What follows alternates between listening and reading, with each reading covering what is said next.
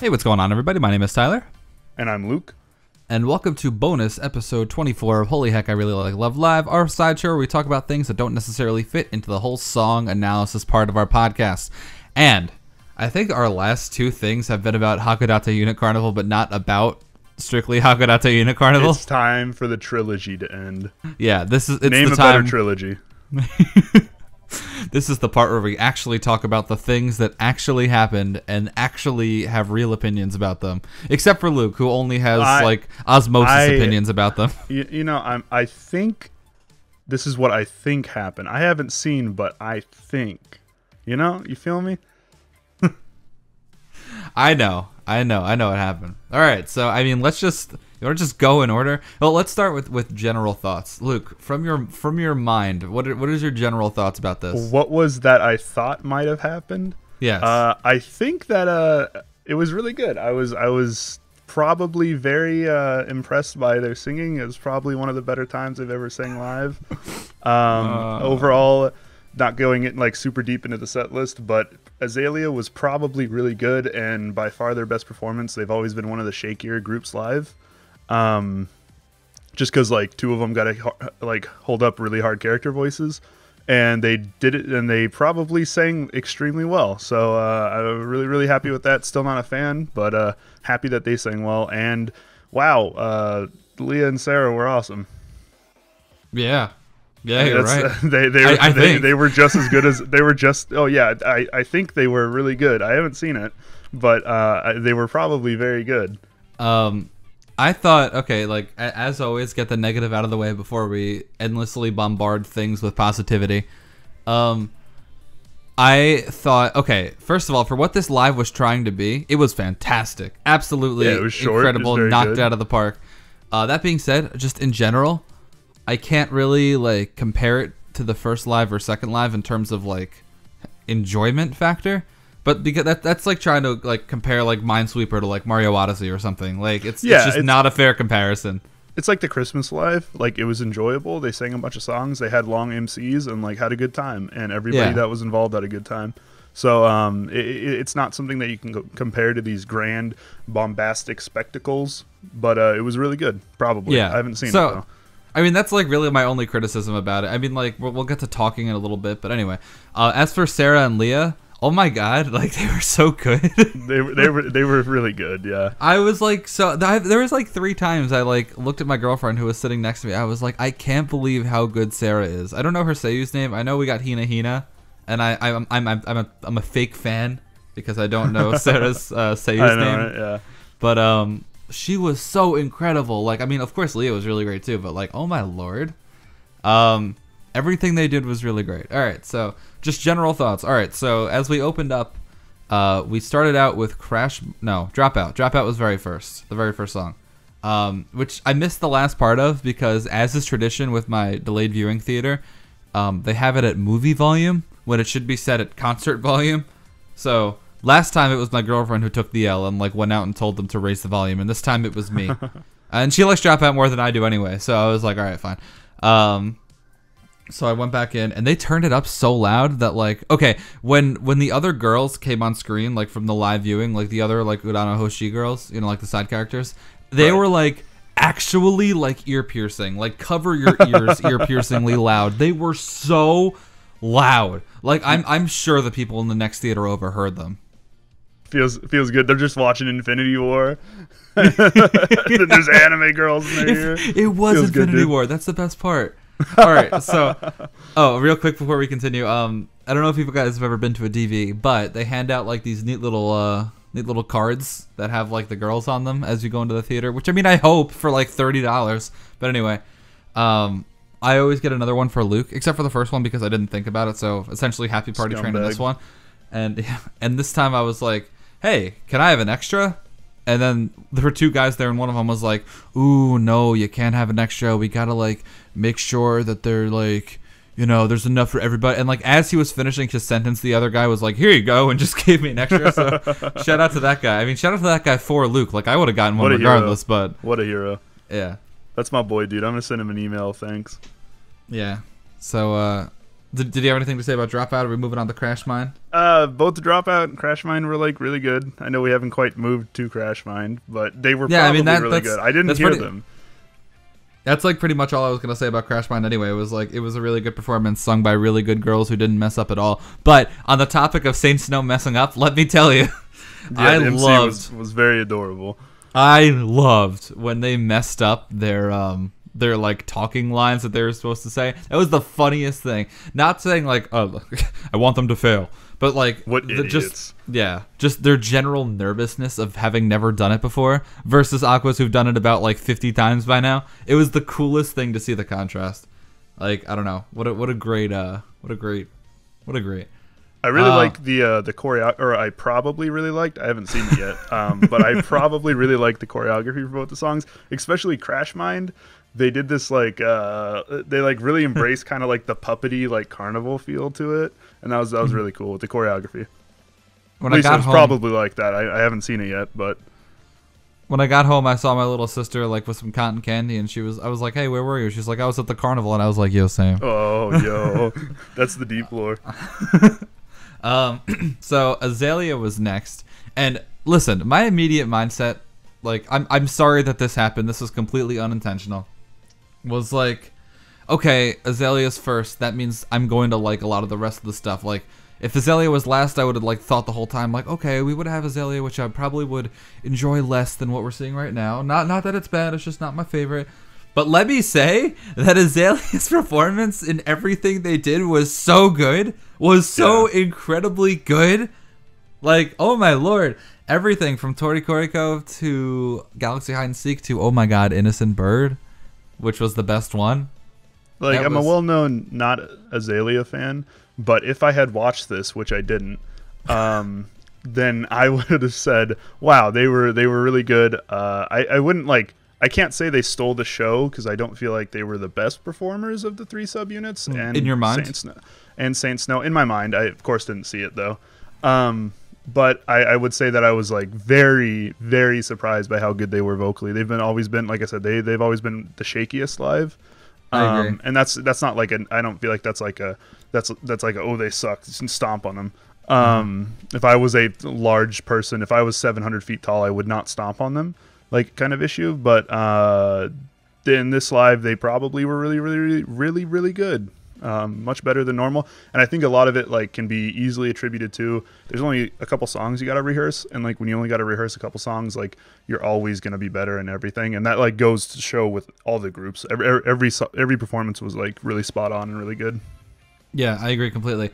I feel like Sharon would probably be like a close second for like, hey, it's harder to get songs right than like Guilty Kiss, but that's only because Guilty Kiss has like only exceptional like vocalists who like never get things wrong live ever anyway. The strength of like Chiron's music is you can always blame it on, oh well, like it's exceptionally energetic, so like you can always just like blame it on that. Like it doesn't really matter how good you sound vocally as long as it sounds like you're having a good time. Yes. While a lot of like Azalea songs is a little bit more toned back, you know, and are supposed to be kind of like wonderful and like beautiful and stuff. Yeah, not quite like bombastic like a lot of Chiron songs. Yeah, like a lot of the things that Hina was doing throughout like the entire performance, not necessarily like great vocally, but like really fun to listen to. Like she was very, very good vocally, but she was having the goddamn time of her life.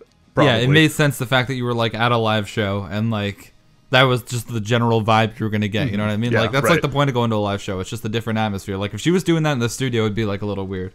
But she wasn't. Yeah. So. And like I always expect studio music to be different than a live performance. You know, I want another aspect of it, whether it's be blown away by how good it is, or like having the goddamn time of my life, which she was having the goddamn time of her life. So it made it great.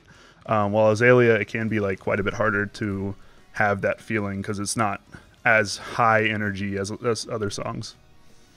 I guess I'll use this time now to say like, wow, the talking MCs were really long. Yeah, they were long boys, yeah. And the thing about that is, like, I definitely wouldn't have at all minded that if I understood what they were saying. But I didn't, as there were no subtitles.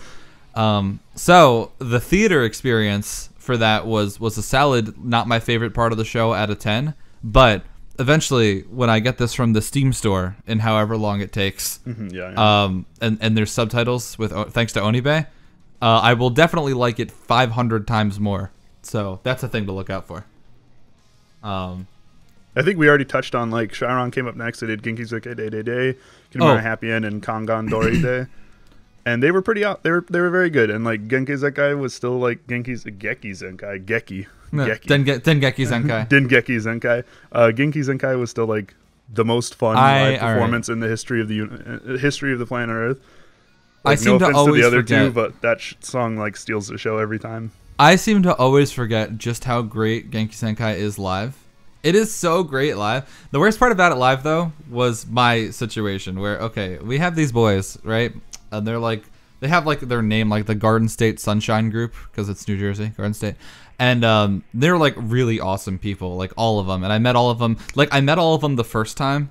And then I like joined their Discord and I was like, hey guys, let me introduce myself. And then I realized I've already met them before at like the Happy Friday Train Tour. And I was like, oh, okay, that's fine. And they were like all in the front, like cheering their asses off, like all in the pit. And my girlfriend and I decided we were gonna do that next time. Like we didn't want to abandon our group or anything, but me and my group were sitting like towards the middle, and like me and like Karina, my girlfriend, were like pretty much like the only people doing call outs back here. So it was like from the front of the room you were like heard like thunderous like yeah ba ba ba ba that guy, and like from like the middle of the room where me and Karina were, it was like yeah that guy. Like not that we were doing it quietly, it's just that was just the nature of only 2 people doing it as opposed to 20.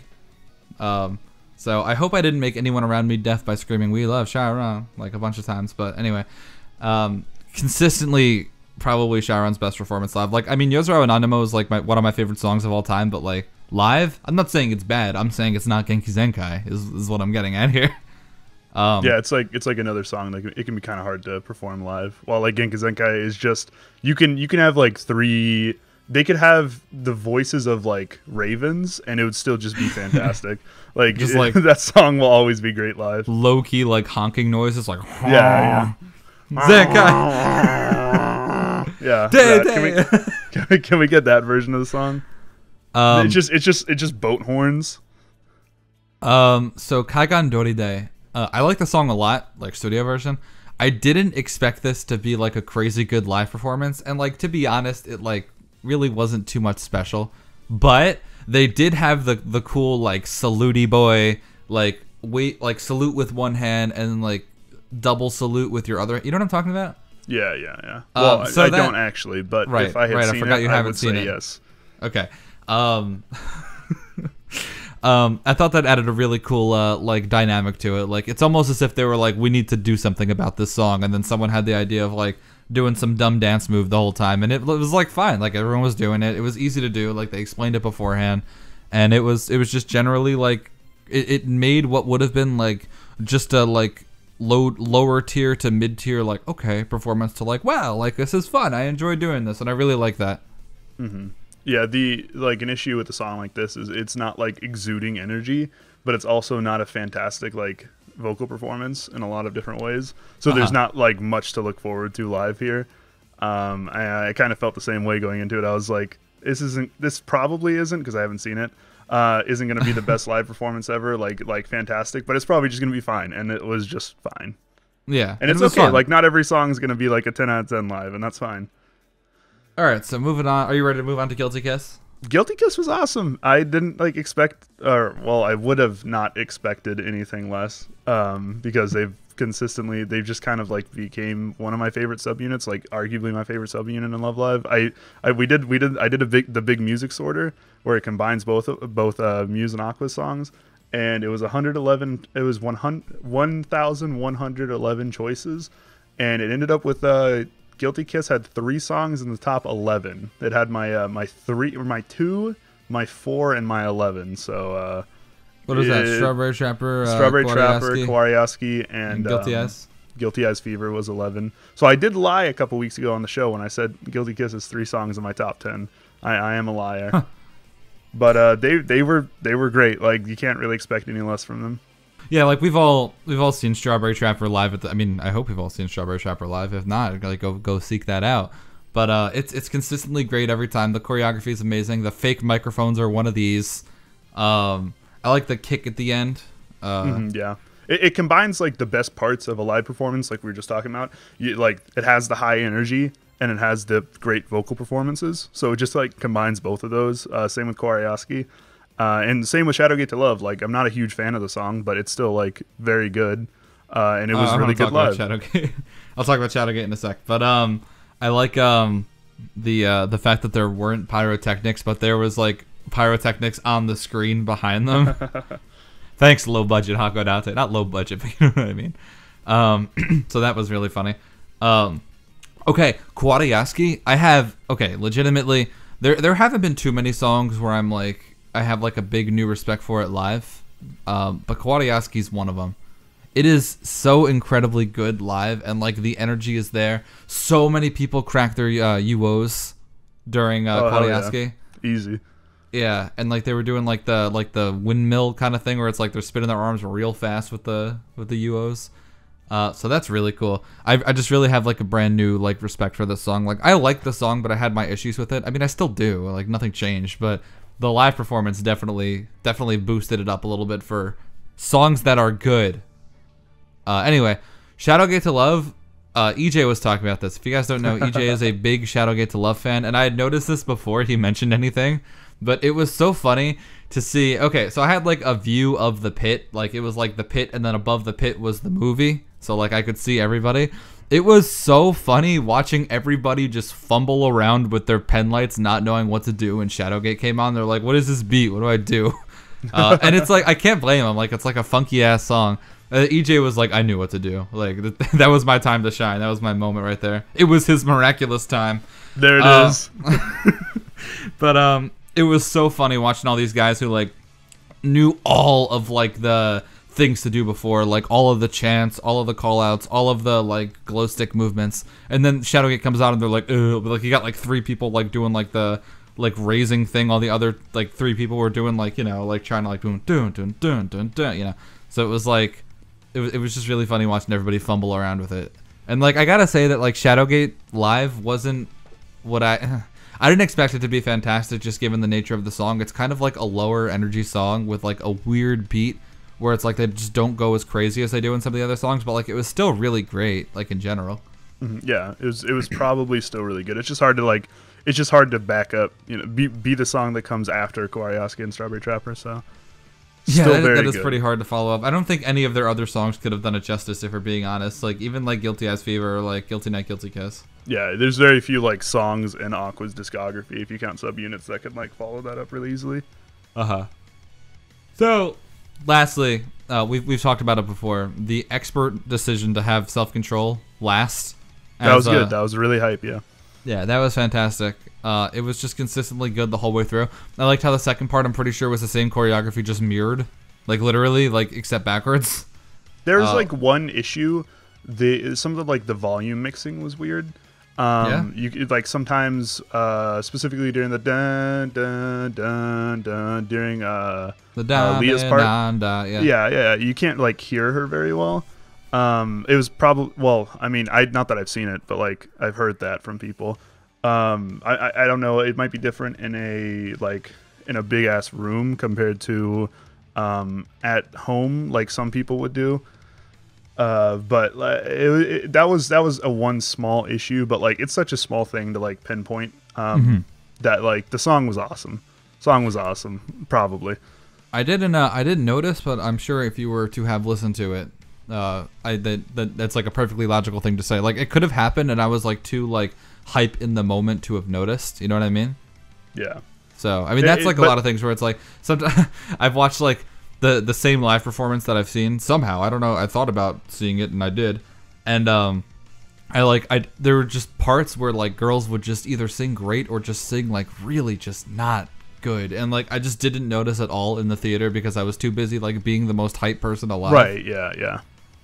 But like just shout out to those two. They sing together perfectly. Like one of them is just pitch perfect the entire time and like just extra good live. And the other one's just like exceptional, also like very good live and really exciting and just exuberant, just like so much energy. I really hope they get into the third live, and obviously they probably will because we didn't get Awaken the Power, but or Awaken My Masters, sorry. we didn't get that, so hopefully they're there, and I'd love to see, a 4-song set list from them again. And lastly, I was not expecting this to be my favorite performance of the night, but it very much was. Yume Kataru at the end with all 9 members plus Saint Snow. That was like really good. Like incredibly good. Not only did everybody sing incredibly well, but they had like karaoke time at the bottom. And I was trying my best. Like, it was hard to read Japanese that fast, but then all of a sudden singing my song for my dream was in English on the screen, and then everybody joined in for that, and it was just like this really emotional, like, nice finale. That's one of EJ's favorite songs, so he told me he snapped his UO on that and just went apeshit. Yeah, MC and a little shout out to MC5. Both members of Saint Snow apparently started. We're very sad boy. We're very happy sad boy though. Yeah, it was a big moment for them, and it was really cool. Someone I think it was my brother. He's like, "Why are they crying?" I'm like, "You don't even know." Like, Jake, this is all right. The deep lore explanation. Jake, no more Fortnite for you. I'm banning you. Jake was having a good time the whole way through. That's good. He's still Azalea is still his favorite subunit because of Daya, despite the fact that he's not a big fan of the music. Respect. He was doing everything I was doing with my glow sticks, and like one time I like did something wrong on purpose to see if he'd follow me, and he did, so that was funny. That's cute. But yeah, Yume Kataru was probably, I haven't seen it, really good. I think adding in those last 2 members and like ending out on that song was really nice. It was really sweet. And it's just like a really good song to end with. They've done it a couple times or like been very close to ending with it, and it's just always felt like perfectly right. It just is. Like, I don't have a problem with Yuki wa Doku ni, there we go. Which is the second ending, of course. But like, there's just something so wholesomely special about Yume Kotaro that's just like the ending song. Like, I don't want to be like that guy who's like, it's the original, therefore it's the best. But like, I love that song being an ending song. You know what I mean? Yeah, Aqua's does like inspirational really well, and that song just like feels inspirational and motivational. So really good. I am singing my song for my dream. Wow. Anyway, so I mean, I think that's it. What is this? The Young 23-minute bonus episode? This is probably one of our longest ones. Yeah, let's make it 7 hours. Really extend it out. Like just increase how long all the noises go on for by like 10 times. Yeah, that'll be a good one. That'll get us bonus YouTube money. Yeah, bonus episode 24, but every time music is mentioned, it slows down by 0.5%. There it is. I like that. That's good thinking. Anyway, so catch you guys later on this week for ending number 2 that I can't think of the name of right now. Oh, Lord. SIP ending 2. Also, scope out that new... We got a new preview. So we did. It's very nice. It's a very nice song. Link in the description. We'll probably mention it a little bit more on Friday, but yeah, really just nice song. There's not much more to say about it. So we got SIP ED number 2, and we also have Colorful Voice this week. Is that a true statement? That sounds right, yeah. Yeah, all right, Colorful Voice is super nice. Super excited to talk about it. So we will see you guys on Friday. Goodbye. See you guys then.